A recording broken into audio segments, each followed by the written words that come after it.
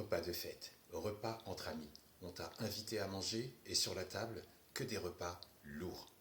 Des plats chargés, bien copieux, bien gras. Des boissons dans tous les sens, à volonté et bien sucrées. Mais tu as oublié que ton estomac est fragile. Il part en slalom et le mal s'accentue. La peau du bide est bien tendue, comme une salle de concert. 10 000 entrées et les membres de l'organisation ont été trop gourmands. 27 000 sont rentrés. Ton bide est sur le point d'éclater. Ok, qu'est-ce qui pourrait être apaisant? Détendre l'estomac et réduire les brûlures d'estomac. Ah, tu as oublié que c'est jour de fête. Tous les commerces sont fermés. Il y a une solution. Allons dans la cuisine. Bon, très bien. Qu'est-ce que nous avons dans cette cuisine? Il y a du gingembre, de l'eau. Ok, d'accord. Qu'est-ce que je vais faire avec tout ça? Détendre, apaiser et réduire les brûlures d'estomac. Ok, le choix est fait. On va prendre le thym. Ou encore, c'est un fond de thym aussi. Ok.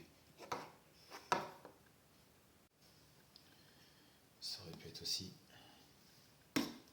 poivre. Donc thym, poivre, gingembre. Ensuite, cannelle, eau filtrée. Ok. Donc c'est parti, on va prendre l'eau filtrée et on va la mettre à chauffer. Dans la casserole, j'ai versé 2 litres d'eau filtrée. Et on va partir pour une infusion au thym. En attendant que l'eau soit à bonne température, je vais t'expliquer pourquoi j'ai choisi le thym. Le thym soulage les troubles digestifs et gastro-intestinaux. Et il prévient aussi les spasmes digestifs. Parce qu'il peut arriver que tu puisses avoir des contractions brusques et involontaires de plusieurs muscles. Et tu ne peux rien contrôler. Et oui, tu as fait la fête, ton estomac aussi. Mais c'est ton deuxième cerveau. Dans l'attente que l'eau chauffe, j'ai retrouvé bâton de cannelle. Je mets un bâton de cannelle dans l'eau, en attendant qu'elle soit à bonne température. Et pourquoi faire infuser la cannelle? La cannelle a des vertus pour équilibrer le taux de sucre dans le sang.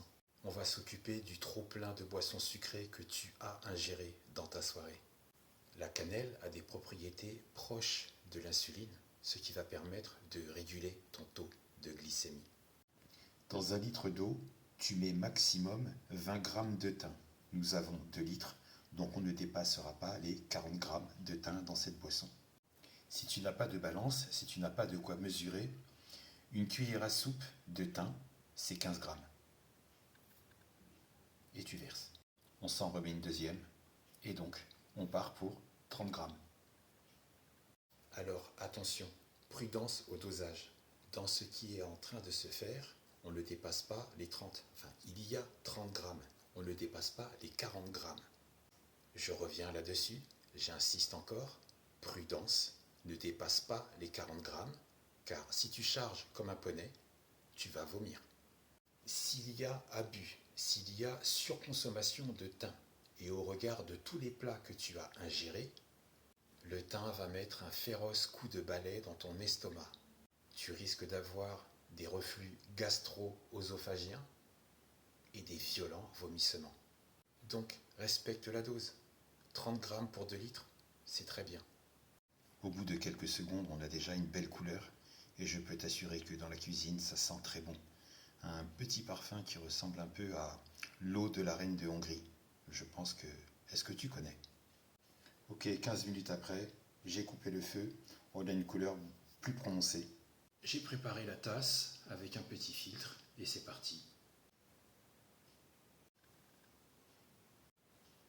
Petite couleur sympa. Et une fois que tu as ta boisson de secours à ton estomac, tu la dégustes tranquillement. Tu peux en boire 3 maximum dans la soirée et tu les espaces de 40 minutes entre chaque tasse. Si tu es enceinte ou si tu allaites, cette boisson n'est pas pour toi. Si tu fais de l'hypertension, cette boisson n'est pas pour toi.